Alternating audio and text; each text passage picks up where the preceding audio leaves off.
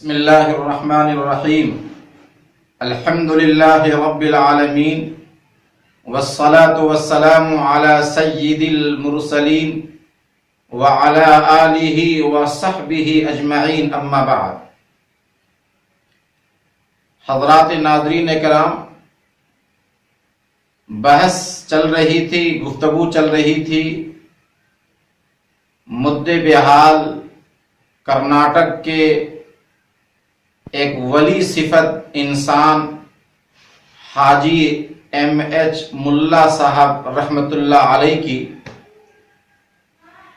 جن کو اللہ تبارک و تعالی نے تقوی، خوف خدا اور اس کے نتیجے میں ولایت کا مقام عطا کیا تھا۔ بہت کم لوگ ان کی اس ولایت کو جانتے ہیں۔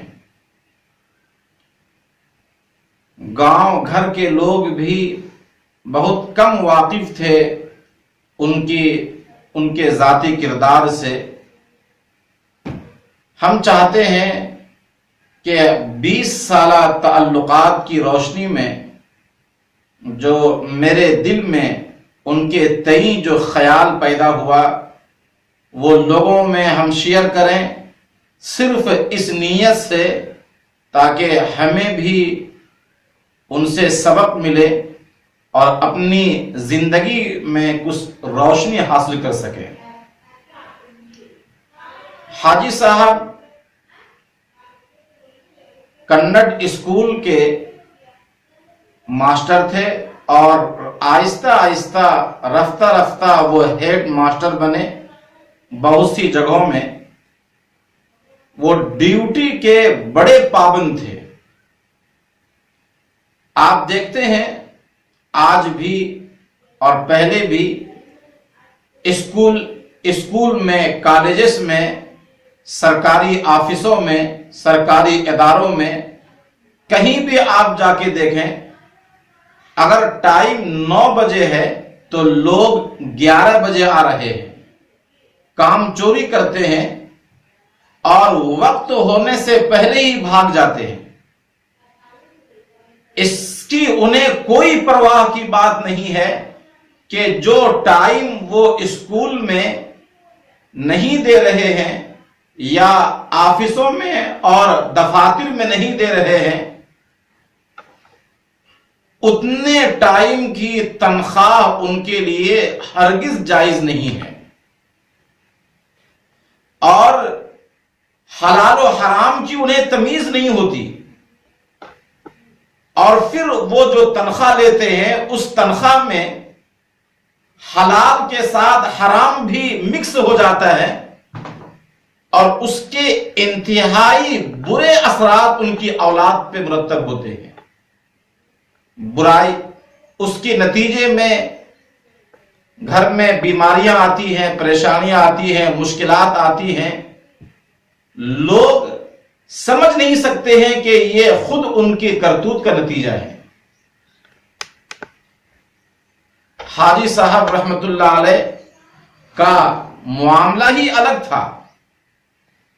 وہ دیہات میں بھی انہوں نے پڑھایا، بودیہاڑ میں، پھر کاکنوڑ میں، پھر مدعے بحال اور کنٹوجی میں، جہاں جہاں بھی وہ رہے انہوں نے وقت کی بڑی پابندی کی ہے۔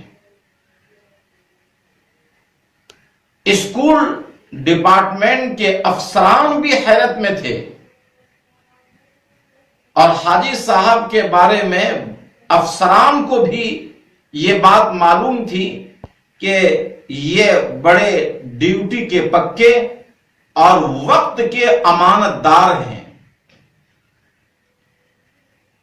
جس گاؤں میں اسکول ہوتا وہاں پڑھانے والے لوگ، گاؤں گھر کے لوگ، قریب کے لوگ بعد میں آتے، اور حاجی صاحب وقت سے پہلے اسکول پہنچ جاتے تھے۔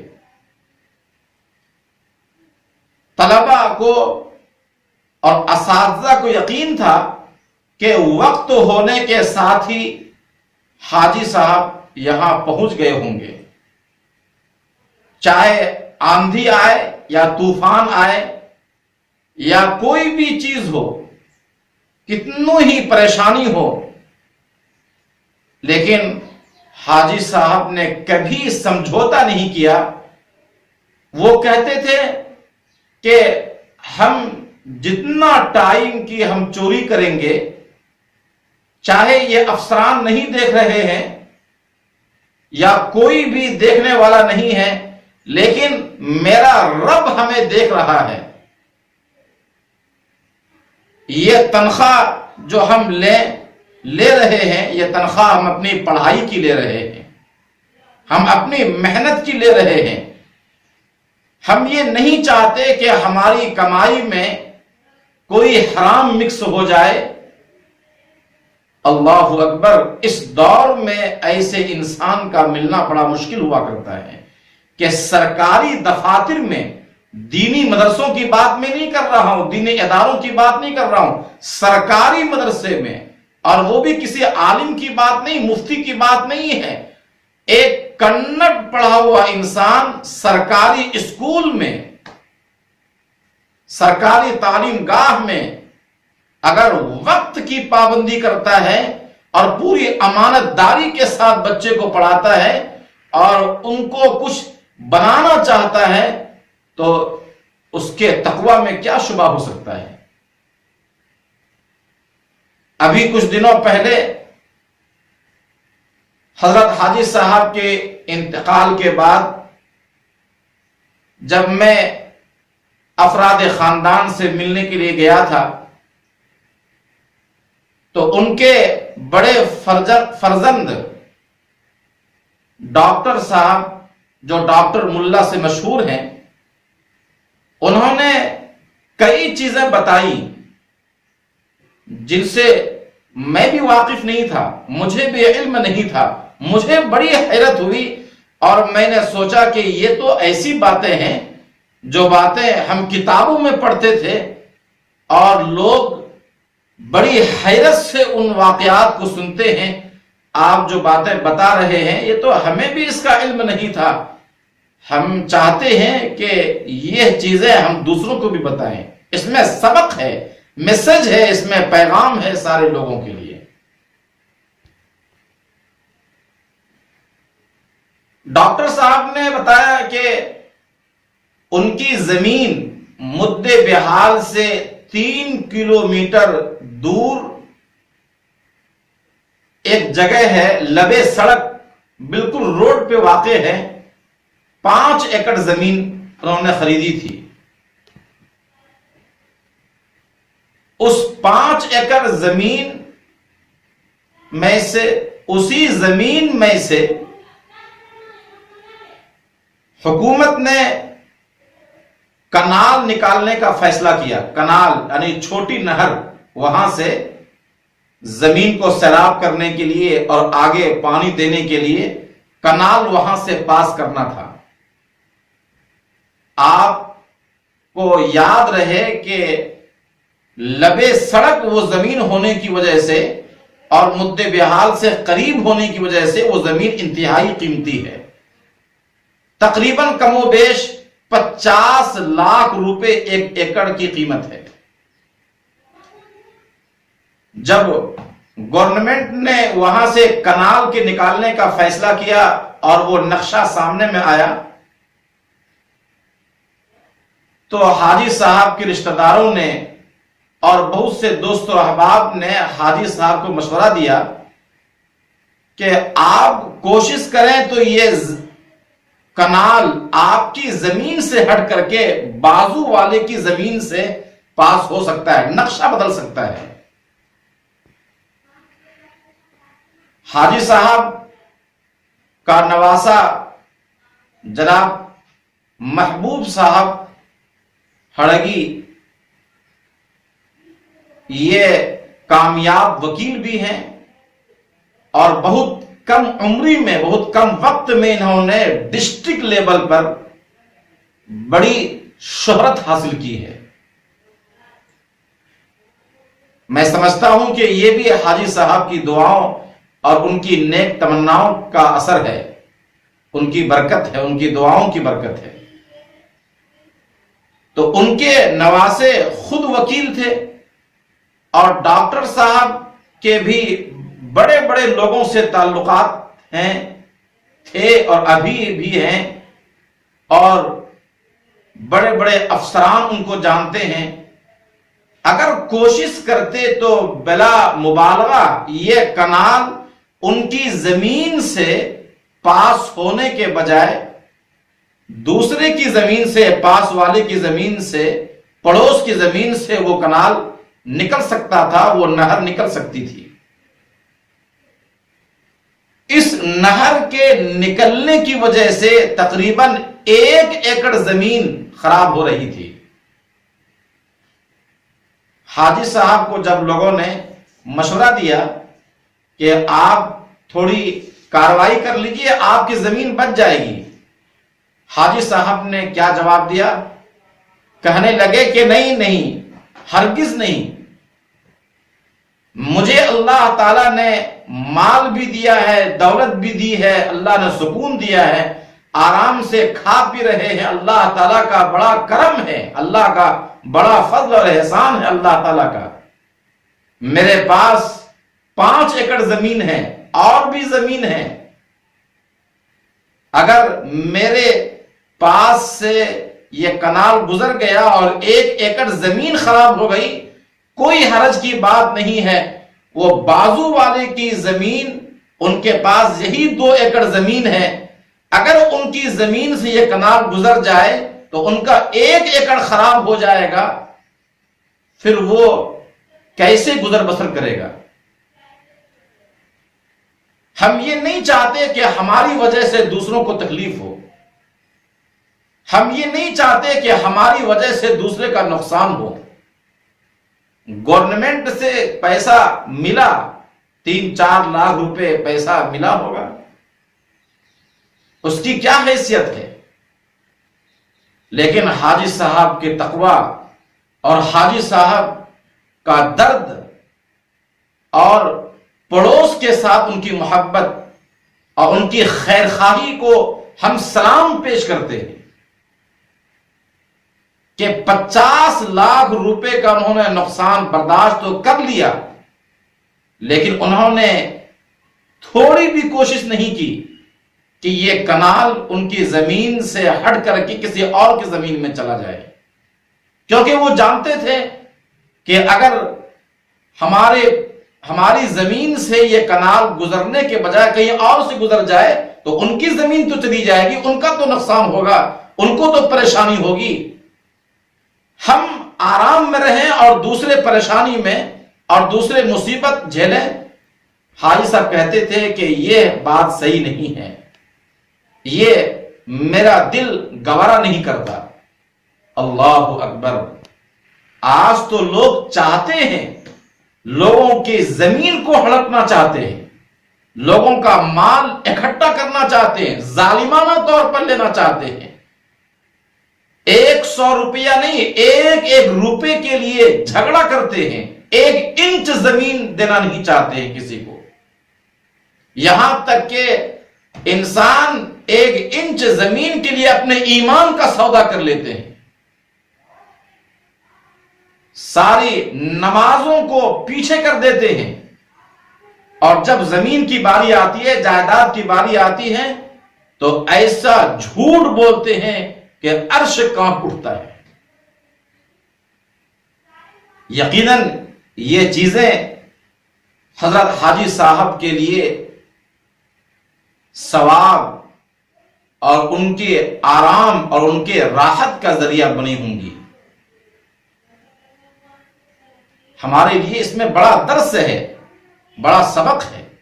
ڈاکٹر صاحب نے بتایا کہ ایک مرتبہ میرے والد صاحب یہیں کھیت میں آئے تھے، روٹی لے کر کے کچھ ناشتہ کر رہے تھے، اور ان کا جو اپنا جوان جو مزدور تھا، انہوں نے بازو والے کے کھیت سے پتھرے کی بھاجی لا کر کے دیا۔ پتھرے کی بھاجی اس علاقے میں ایسی بھاجی ہوتی ہے جو کچا بھی لوگ کھا سکتے ہیں، روٹی کے ساتھ ملا کر کے، چاول میں ڈال کر کے۔ حاجی صاحب نے پوچھا یہ کہاں سے لائے؟ تو جوان نے کہا کہ یہ بازو والے کے کھیت سے لایا۔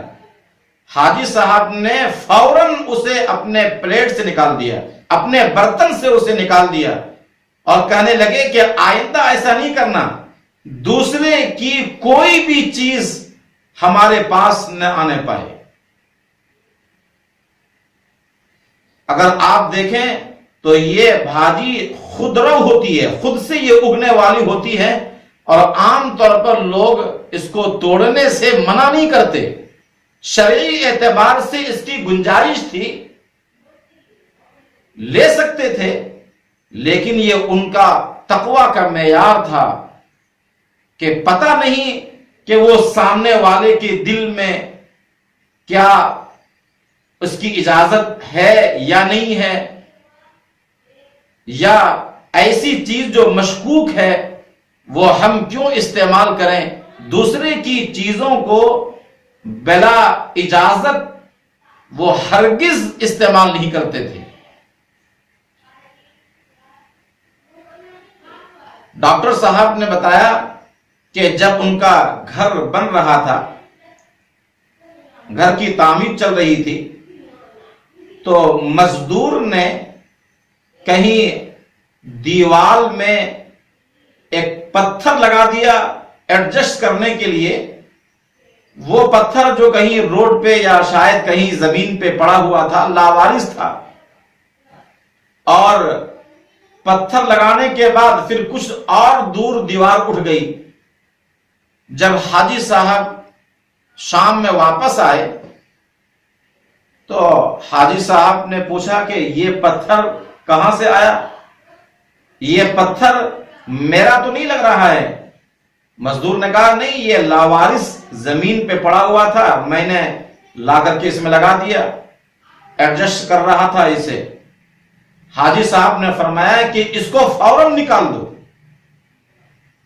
اس کے اوپر 1-2 ہاتھ دیوار اٹھ چکی تھی، لیکن حاجی صاحب نے فرمایا کہ پورا دیوار توڑ دو، نکال دو، ہم یہ نہیں چاہتے کہ کل قیامت میں یہ پتھر میرے خلاف شہادت دے۔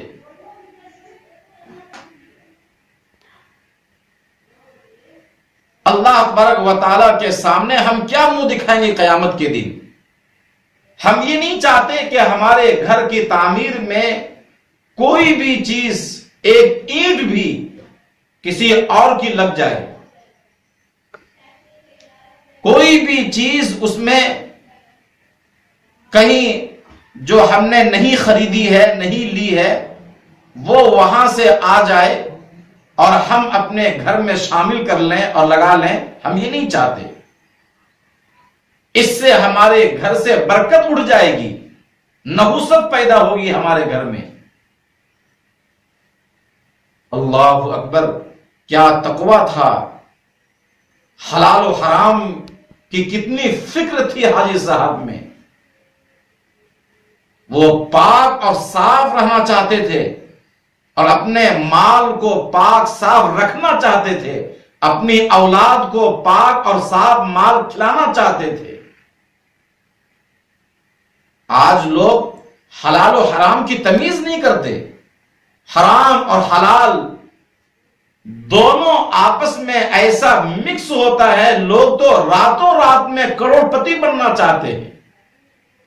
دوسروں کی اینٹ، دوسروں کی ریتی، دوسروں کا سیمنٹ، دوسروں کی چیز اپنے گھر میں لگاتے ہیں، اور پھر وہ سمجھتے ہیں کہ ہمارے گھر پہ اللہ کی رحمتیں نازل ہو۔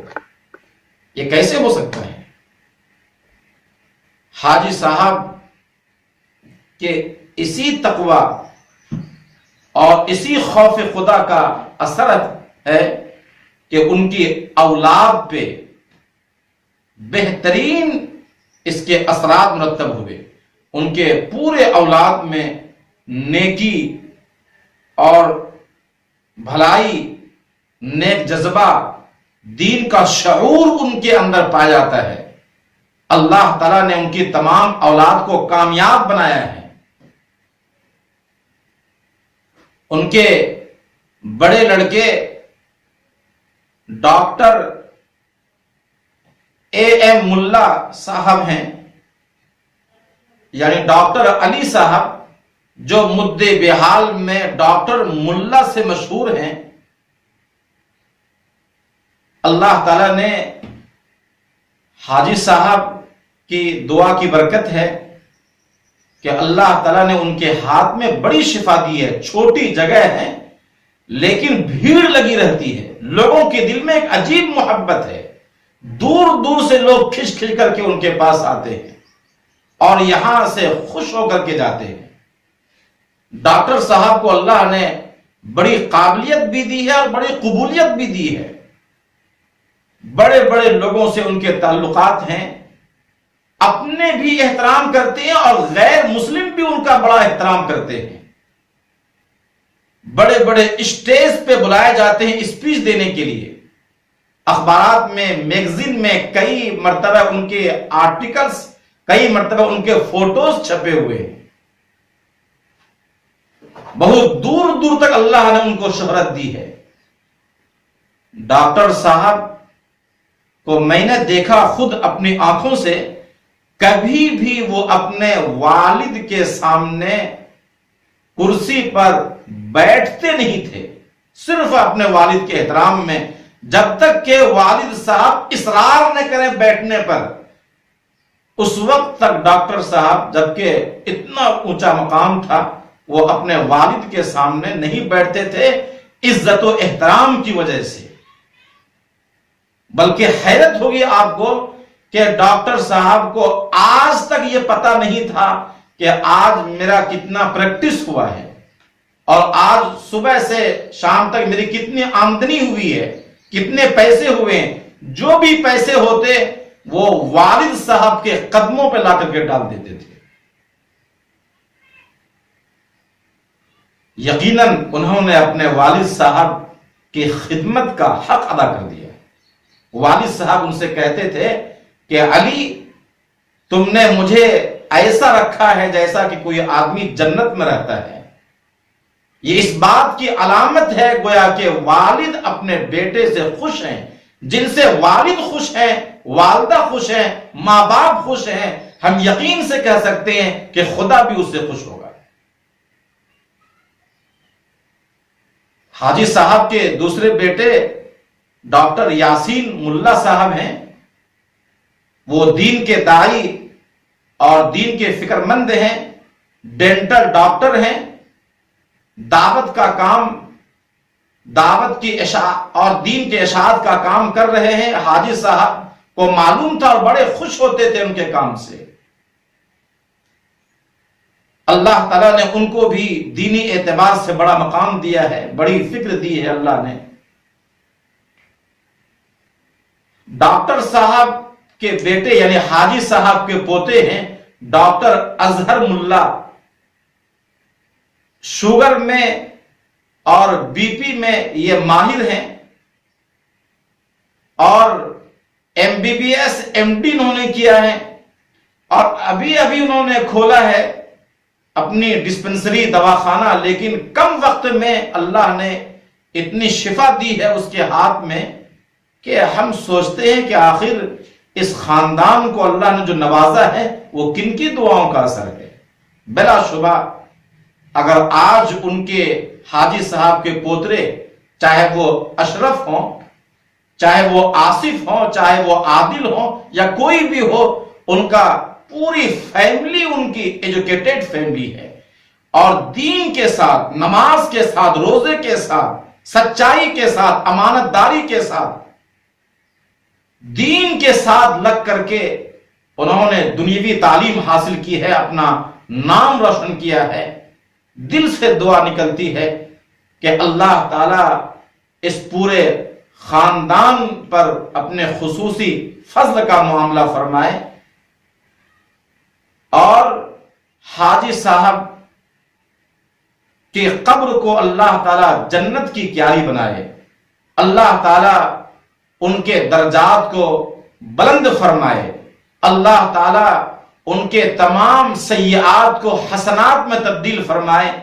اللہ تبارک و تعالی ان کی تمام نیکیوں کو، انہوں نے بودیہار وغیرہ میں مسجد بنائی ہے، کئی جگہوں میں بعض جگہوں میں اپنے خرچے سے، بعض جگہوں میں لوگوں کو توجہ دلا کر، یقیناً جب تک نماز ہوتی رہے گی حاجی صاحب کے نام اعمال میں وہ ثواب جمع ہوتا رہے گا۔